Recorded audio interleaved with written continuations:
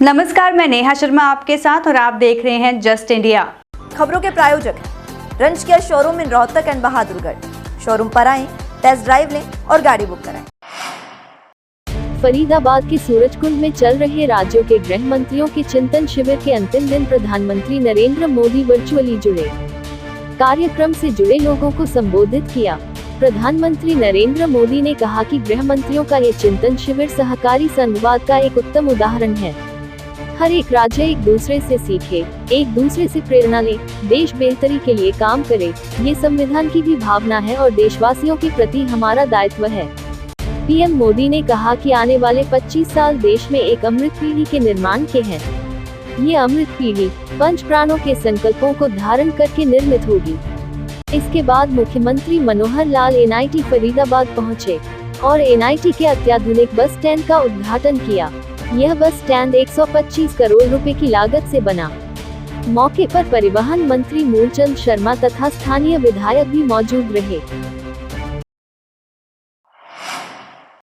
Rape और हत्या का दोषी गुरमीत राम रहीम 40 दिन के पैरोल पर बाहर है।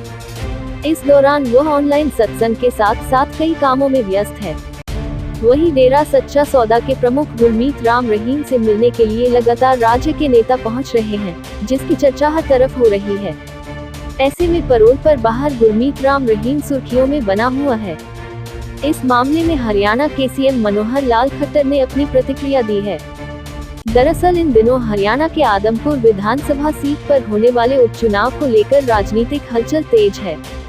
इसी बीच बीजेपी के कई नेताओं के गुरमीत राम रहीम से मिलने की वजह से सरकार पर सवाल उठ रहे हैं। राज्य की बीजेपी सरकार पर आरोप लग रहे हैं कि राजनीतिक फायदे के लिए गुरमीत राम रहीम को पैरोल दिलवाया गया है।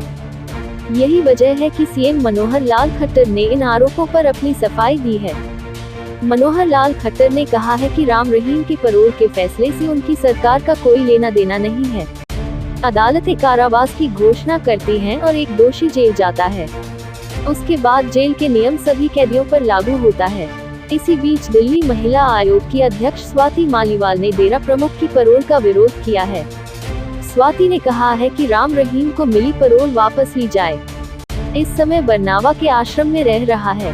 गुरमीत राम रहीम यहां से रोजाना करीब 2-3 घंटे ऑनलाइन प्रवचन करता है। मुझे इसमें कुछ नहीं कहना, मेरा रोल भी नहीं है। दोष करेगा, कोर्ट बैठा है, कोर्ट सजा करता है, वो जेल में चला जाता है। हमको कोई आदेश मिलता है कि हाँ इसको पेश करो, जेल में डालो, जेल में डाल देते हैं। उसके बाद जेल के अपने नियम है, जेल के नियमों के आधार पर किसी को बेल चाहिए तो जाके अप्लाई करो, एडमिशन देखता है, देनी है नहीं देनी है, इसमें कोई मतलब नहीं है। कोर्ट ने उसको रेप और मर्डर के चलते हुए उम्र कैद की सजा सुना रखी है। ऐसे में हम देखते हैं कि हरियाणा सरकार का जब भी मन करता है वो गुरमीत राम रहीम को पैरोल पे छोड़ देते हैं। और इस बार तो हद ही हो गई। इस बार जब उसको पैरोल पे छोड़ा गया तो वो अलग अलग जगहों पे जाकर सत्संग कर रहा है और इस सत्संग में हरियाणा सरकार के डिप्टी स्पीकर और mayor participate. Rohtak Bharatiya Janata party में सब कुछ ठीक ठाक नहीं चल रहा है। काफी दिनों से रोहतक के सांसद डॉक्टर अरविंद शर्मा और बीजेपी के पूर्व सहकारिता मंत्री के बीच 36 का आंकड़ा चल रहा है। फरीदाबाद में आयोजित केंद्रीय गृह मंत्री के ऑनलाइन कार्यक्रम में श्री लाल नाथ हिंदू कॉलेज में इकट्ठे हुए दोनों नेताओं के बीच दूरी देखने को मिली। पूरे कार्यक्रम में ना तो दोनों ने एक दूसरे से हाथ मिलाया और ना ही दोनों ने एक दूसरे की तरफ देखा। हालात यह हो गए कि मंच पर पूर्व मंत्री सम्मानित होते रहे और डॉक्टर अरविंद शर्मा नीचे ही बैठे रहे। प्रोटोकॉल के हिसाब से रोहतक के उपायुक्त को सांसद के पास बैठना चाहिए था, लेकिन उपायुक्त पूर्व मंत्री के पास ही बैठे नजर आए। केंद्रीय गृह मंत्री और मुख्यमंत्री के ऑनलाइन कार्यक्रम में दोनों के बीच दूरी देखने को मिली। इस मौके पर ना ही तो दोनों ने आपस में बात की और ना ही दोनों एक मंच पर दिखाई दिए। आलम यह रहा कि आयोजक पूर्व मंत्री को मंच पर सम्मानित करते रहे और सांसद नीचे ही बैठे रहे। यहाँ तक कि मंच से सांसद का नाम तक नहीं लिया गया। ना कोई तनातनी नहीं, मेरी तरफ से तो कोई तनातनी है नहीं। हम तो बिल्कुल माननीय गृह मंत्री जी के नेतृत्व में प्रोग्राम था, आए हैं और उसमें बहुत अच्छे तरीके से प्रोग्राम संपन्न हुआ। प्लाक यहाँ पर लगाया गया है। एक का उद्घाटन माननीय गृह मंत्री जी ने किया है, दूसरे काम सब ने मिल करके पूरी, मैं कहूँगा पूरी रोहतक की जनता ने किया। और मैं एक और भी कहना चाहता हूँ कि एक ऐसा एलिवेटेड फ्लाईओवर मैं अपनी तरफ से और रोहतक की अपने साथियों की तरफ से इस फ्लाईओवर को माननीय हमारे परम आदरणीय डॉक्टर मंगल सेन जी को इसको समर्पित करता हूँ। जब रोहतक की जनता ने मुझे ये जिम्मेवारी दी और हरियाणा के मुख्यमंत्री जी के प्रयास से और केंद्र के हमारे उस समय के रेल मंत्री सुरेश प्रभु जी, वर्तमान में हमारे रेल मंत्री वैष्णो जी द्वारा, जो आज अमित शाह द्वारा आज इस उद्घाटन किया गया है, 315 करोड़ का ये उद्घाटन है। रोहतक की जनता को जो सौगात दी है, मैं समझता इससे बड़ी कोई सौगात हमारे रोहतक की जनता को हो नहीं सकती।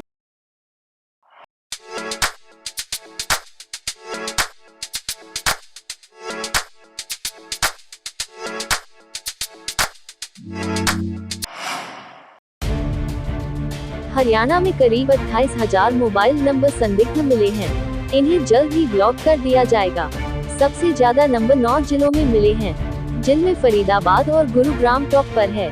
Indian cyber crime coordinator centre ने इन नंबरों को साइबर सेफ पोर्टल पर अपलोड कर दिया है। पुलिस हेडक्वार्टर की ओर से सूबे के सभी जिलों के एसएसपी, डीआईजी, सभी रेंजों के एडीजीपी, आईजी के साथ ही गुरुग्राम, पंचकुला और फरीदाबाद के पुलिस कमिश्नरों को लेटर लिखा गया है, जिसमें इन नंबरों को ब्लॉक कराने को कहा गया है। अंबाला में फूड कॉर्पोरेशन ऑफ इंडिया में कार्यरत झज्जर के मनोज के खिलाफ दुष्कर्म का मुकदमा करवा 10 लाख रुपए की सौदेबाजी करने के मामले की परतें खुलने लगी हैं। अंबाला छावनी के महेश नगर थाना प्रभारी सुभाष भी इस मामले में लिप्त पाए गए, जिसके चलते उनको सस्पेंड कर दिया गया है। एसएचओ थाने से फरार हो गया, जबकि इस मामले में चंडीगढ़ से एक बैंक मैनेजर महिला को गिरफ्तार कर लिया है। आरोपित महिला ने पूछताछ में राज उगल दिए हैं, जिसके चलते अब पुलिस मास्टरमाइंड गौरव की तलाश में है। पुलिस ने शिकायतकर्ता की पत्नी को कोर्ट में पेश करके 1 दिन के रिमांड पर लिया है।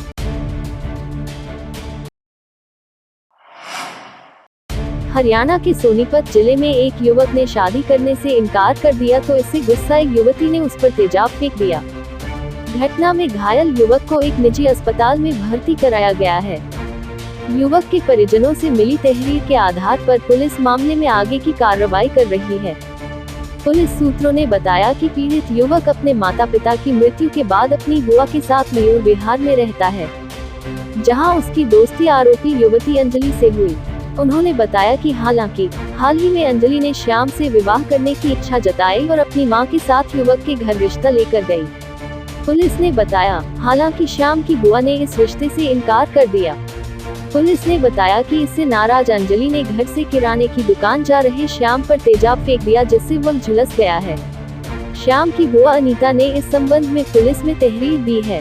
अंजलि नाम की लड़की ने जो है तेजाब, क्या बताया सर, क्यों कहता है? उनका जो है पहला कोई फ़ोन वगैरह आपस में जो है बातचीत होती थी, रिश्ते वगैरह के लिए बताने आए गए थे। उन्होंने रिश्ते का इनकार कर दिया तो रंजिश राख को उसमें जो है बताया गया और बाकी जो तफ्तीश मांग होगा उसके संबंध में जो है अपना कार्रवाई।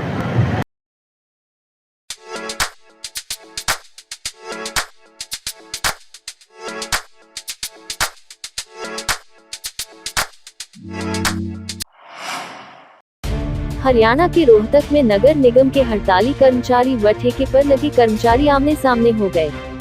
प्रशासन द्वारा ठेके पर लगे कर्मचारियों को कूड़ा उठाने की जिम्मेदारी दी गई, जिसके बाद गुरुवार रात को ठेका कर्मचारी कूड़ा उठाने लिए शहर में पहुंचे।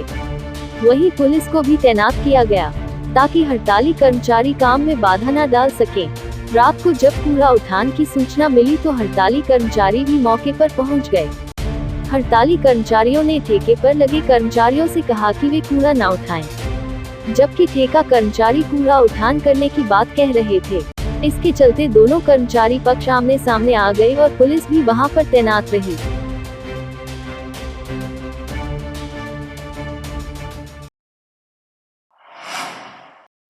जुलाना से जींद रेलवे मार्ग पर ट्रेन की चपेट में आने से एक बुजुर्ग व्यक्ति की हुई मौत। जब वहां से राहगीर गुजर रहे थे तो उन्होंने देखा कि एक व्यक्ति की लाश रेलवे लाइन पर पड़ी हुई है, जिसके चलते तुरंत प्रभाव से उन्होंने इसकी सूचना रेलवे पुलिस को दी।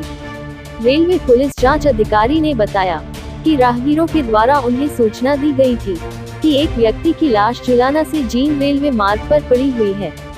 सूचना पाकर रेलवे पुलिस तुरंत मौके पर पहुंची। पुलिस द्वारा आसपास के लोगों से पूछताछ की गई ताकि शव की शिनाख्त हो सके। शिनाख्त न होने के चलते शव को जींद के नागरिक अस्पताल में रखवाया गया है ताकि सबकी पहचान हो सके। गाड़ी के सामने एक बुजुर्ग आ गया जिसकी उम्र लगभग 65-70 वर्ष है, जो अपना एक हाथ में डोगा लिए हुए है, सफ़ेद धोती कुर्ता पजामा है। काफ़ी डेड बॉडी की दनी हालत है, टुकड़ों में बट गई है। शनाख्त के प्रयास किए जा रहे हैं परंतु अभी तक शनाख्त नहीं हो रही, चेहरा पहचान में नहीं आ रहा।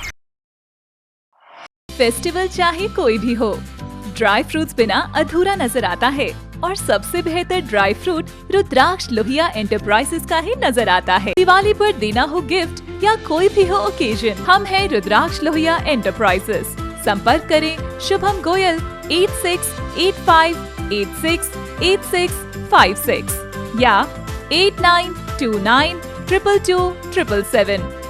Happy Lohia 6885868655। Film producer Kamal Kishore Mishra को मुंबई पुलिस ने पत्नी की हत्या की कोशिश के आरोप में गिरफ्तार किया है। उनके खिलाफ उनकी पत्नी द्वारा शिकायत दर्ज करवाई गई थी, जिसके बाद उपनगरीय मुंबई के अंबोली पुलिस ने उन्हें घर से पूछताछ के लिए हिरासत में लिया था। एक अधिकारी ने बताया कि पुलिस ने पूछताछ के बाद फिल्म निर्माता कमल किशोर मिश्रा को गिरफ्तार कर लिया है। मिश्रा की पत्नी ने आरोप लगाया है कि फिल्म निर्माता ने उन्हें कार से टक्कर मारी थी।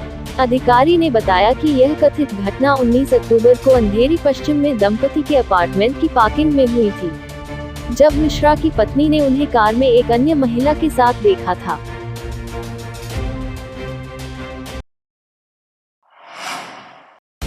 मुजफ्फरपुर में शराब के खिलाफ छापेमारी करने गई पुलिस को बंधक बना लिया गया। इसका लोगों ने वीडियो भी बनाया, जो अब सोशल मीडिया पर तेजी से वायरल हो रहा है। मामला जिले के कटरा थाना क्षेत्र बसघट्टा की बताई जा रही है। वीडियो में साफ साफ देखा जा रहा है कि एक दारोगा को लोगों ने घेर कर रखा है। उसे एक कमरे में ले जाकर बंद करता है। वहां एक अन्य युवक भी है। इसमें एक युवक की पिटाई भी की जाती है। बताया जा रहा है कि पुलिसकर्मी को बंधक बनाने के बाद लोगों ने घंटों वीडियो बनाने लगे। लोगों ने आरोप लगाया कि शराबी को पैसा लेकर छोड़ दिया गया है। वहीं सैकड़ों की भीड़ के बीच पुलिस पूरी तरह से मजबूर हो जाती है। चारों तरफ से पुलिस को लोग घेरे हुए हैं। शराबी को पकड़ने के लिए पुलिस छापेमारी करने के लिए गई थी, लेकिन पुलिस को ही लोगों ने बंधक बनाकर घेराबंदी कर लिया। वीडियो वायरल होने के बाद पुलिस महकमे में खलबली मच गई है। अब आरोपी की गिरफ्तारी के लिए छापेमारी शुरू कर दी है।